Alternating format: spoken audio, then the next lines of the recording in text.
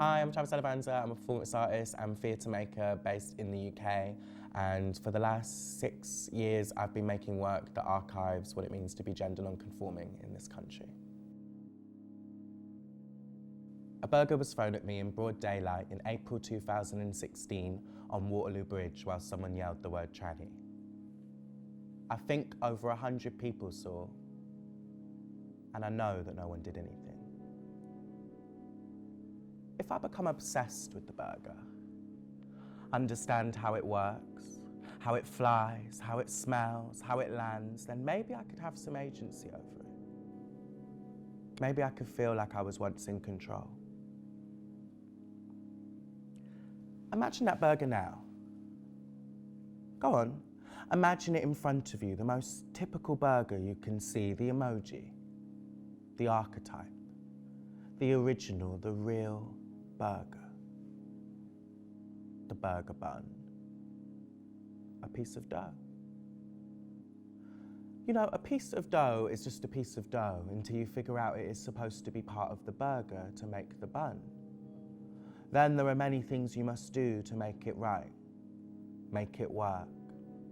Turning flour and yeast to whole things, heating things, changing things, altered to circles through knives and cuts, kneaded and poked, stretched out and pinched, moulding and ploughing the dough, to eventually be the bun that will eventually hold your burger.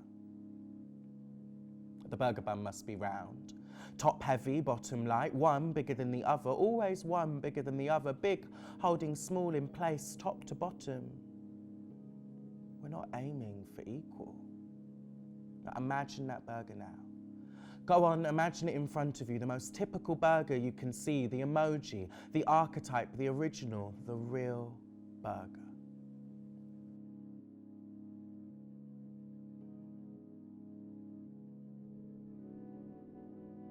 I'm Octavia and I'm a freelance performer and performance maker.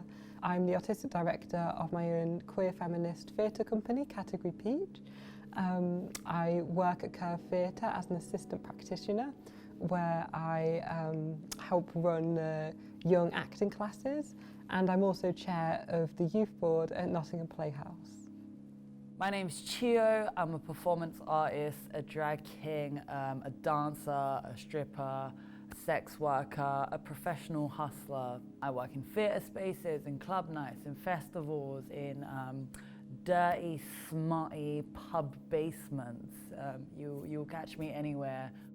I'm Ebun Sodipo. I'm an artist and a writer. I live in St. Ives. My work is generally about gender, history, and the body. I think a lot about what it means to have had a history that's erased and destroyed and the effects of that on the emotions of people, and also what it means for Black trans people, transphobia people in particular, in constructing yourself in their visions of their body and the sources of their inspiration. Thank you so much for coming to my dinner party today. I wanted to invite you all here because I think it is not often that people that work in live performance and theatre and the arts get a chance to talk off of the stage, especially as all of us in some way work with our identities as being both racialised and also, whatever word we want to use, trans, gender non-conforming, or in my case, a cross-dressing deviant sinner. So I wanted to bring us all here so that we had a chance to be able to talk, to archive ourselves in conversation, and to have a chance to connect when it's not in a kebab shop at 2 a.m. What made you go to performance? Why do you take to the stage? And do you feel like it was a choice? I've always been involved with kind of drama and performance. And then in university, I kind of experimented a lot with kind of gender in performance, which I think, again, wasn't really a choice because that was me kind of like finding ways to like push against like the kind of rigidness of like just the gender structures, and trying to kind of find my own identity. And then I actually actually chose my name because I gave it to one of the characters in one of my uni pieces. Oh my God, no way. And I got jealous of the name. I said, no, I'm having that. I was kind of basically trying to break down the kind of binary model of gender. And as kind of part of that, I I presented these two characters that were really, one that was completely like hyper-masculinized and another one hyper-feminized. So the hyper-masculinized character was called Hunter, like literally very, right. Yes. It's either hyper-masculinized or like the white blue-haired trans mask that we see on Hunter's versatile in those ways. Literally my first thought. I know a few hunters. I think it's like black bodies and black trans bodies and black feminine bodies were seen and consumed in like particular ways, really like overly sexualized ways. And so I'm always quite controlled about that as well, really kind of thinking about how my body is consumed a lot by people. So it feels good, but to get to the good feeling, there's a lot of control that I have to have, or feel like I have control. So there's like movements that I make, the costumes that I wear, and like the lighting and all these things to kind of really guard against that kind of sexual consumption, the erotic consumption of my body. I like performance because I think the world is pretty bleak and I hate humans most of the time. I think humans in general are very self-involved, especially growing up in London. Like Londoners suck, Londoners think in like they're in their own universe, everyone is out for themselves. And I just have a very bleak view on humanity. And I feel like with the right kind of performance, or like with my experiences in discovering performance, it is really a moment where everyone just like shuts the fuck up and just watches something, and there's a sense of like calming and soothing in that. One of the main things I experienced working as a drag king, working as someone who's not white, working as someone who's trans, who's an immigrant in this country, and as someone who does identify as a gay man on some scale, I think cis gay men have a lot of unlearning to do about just how much they contribute to misogyny in everyday life, from like their feelings on vaginas to the lack of like appreciation for drag kings to all these misogynistic jokes about lesbians that just exist in the gay scene. I'm intrigued to know if it was a choice for other people, because for me it felt like the complete opposite of a choice.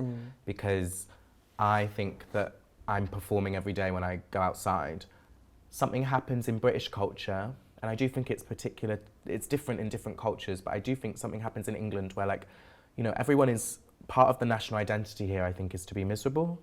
You know, whether that's about like the weather, the food, the queen, the lack of seasoning, everyone is just destined for like, you know, this really harsh miserableness.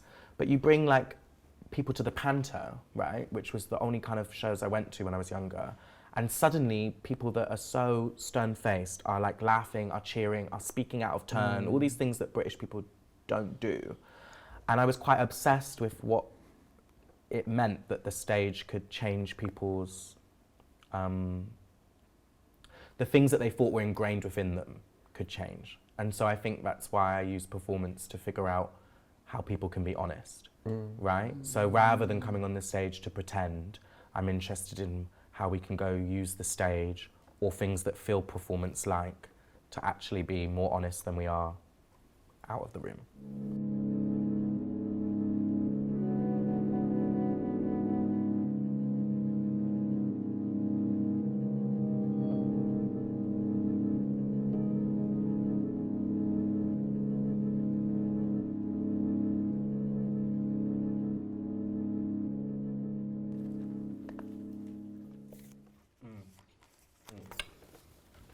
So, I wanted to ask what it feels like to work in this industry.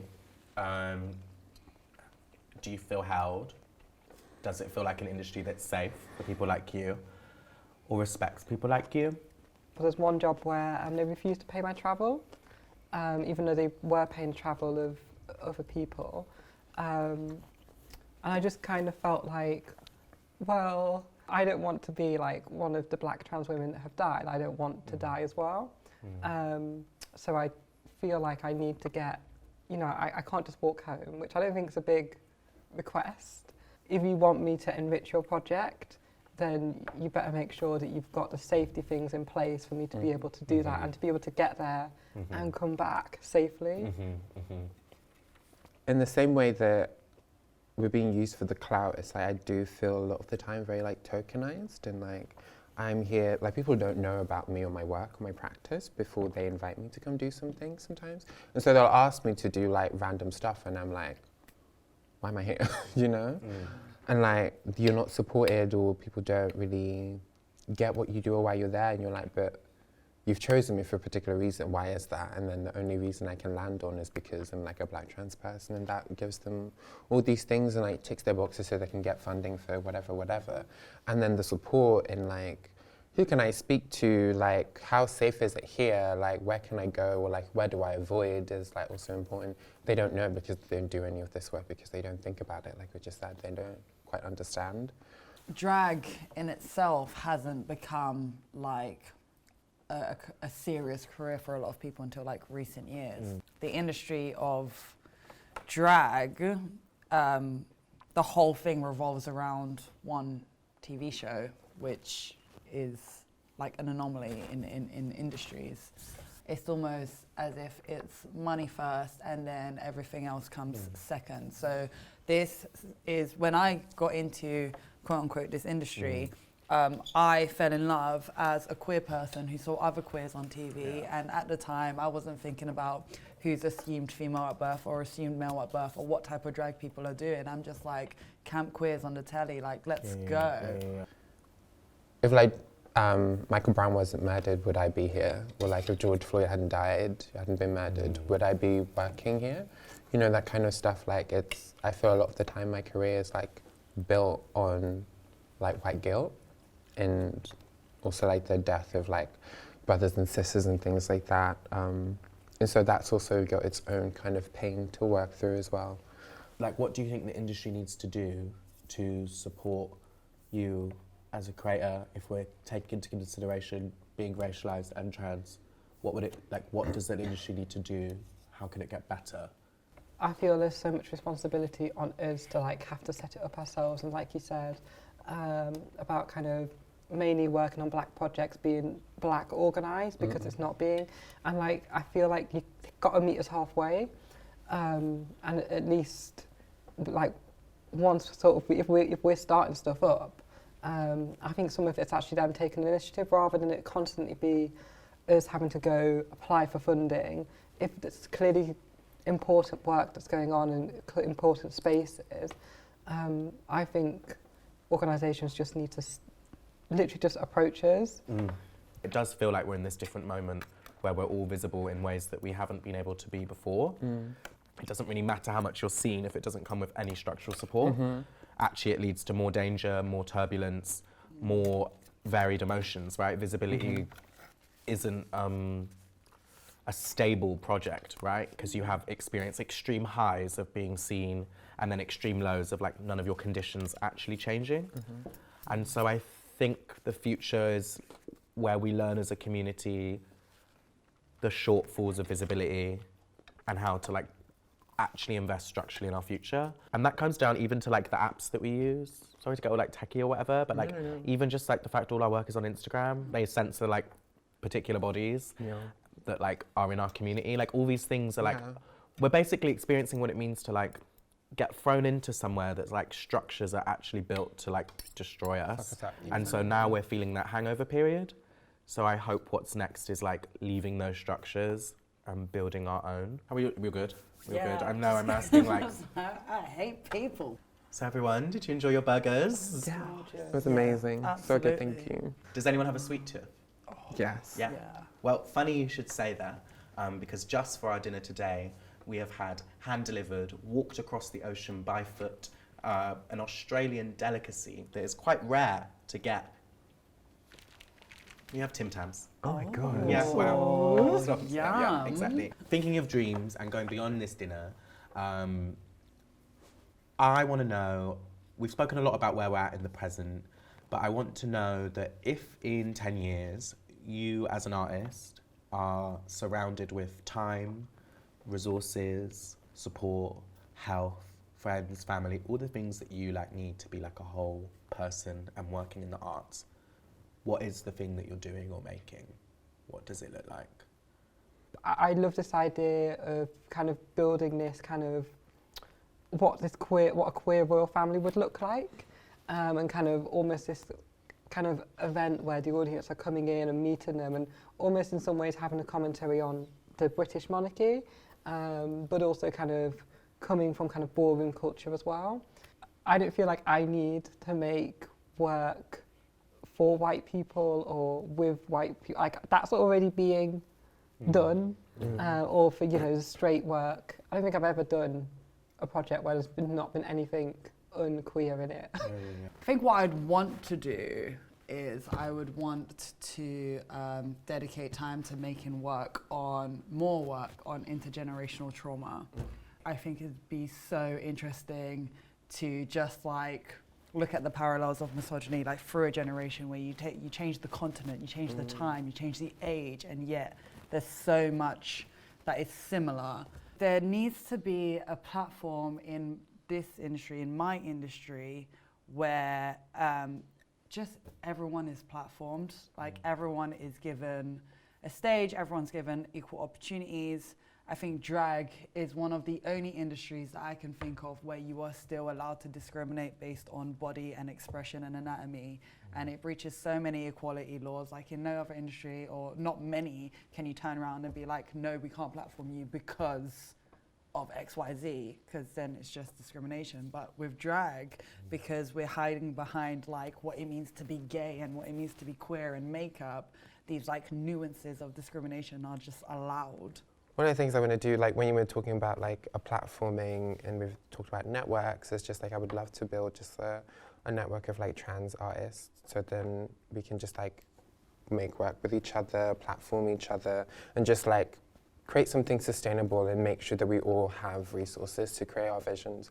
I feel like for me, art is a space where I can like make myself and like really think about what that process means, and really sit with everything at a slower pace. If I had unlimited resources, I would be funding work. I want us to get to a point where we don't have to write long applications for something to happen. Less hoops for people to jump by to make work, right? So that they don't have to like explain themselves away in order to like make something. Thank you for coming to dinner. Cheers. Cheers. Trans for trans.